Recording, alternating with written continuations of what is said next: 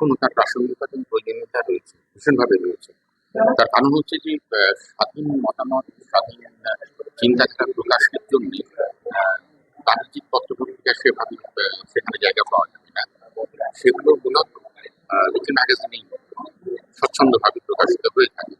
তার কারণ হচ্ছে যে বাণিজ্যের বাইরে গিয়ে কিছুটা ভাবনা চিন্তা করা, বর্তমান সময় সম্পর্কে, সমাজ সম্পর্কে স্বাধীনভাবে চিন্তা করার যে প্ল্যাটফর্ম, সেটা তো লিটল ম্যাগাজিনে আমাদের বরাবর দিয়ে এসেছে।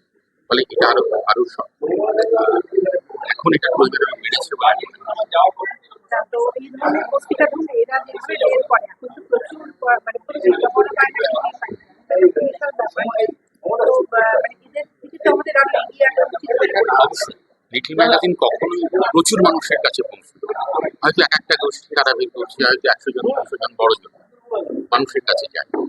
কিন্তু এই ছোট ছোট ভাবনাগুলো, স্বাধীন ভাবনাগুলো 100 জন মানুষের কাছে পৌঁছবে, তাহলেও এর গুরুত্ব খুব কম।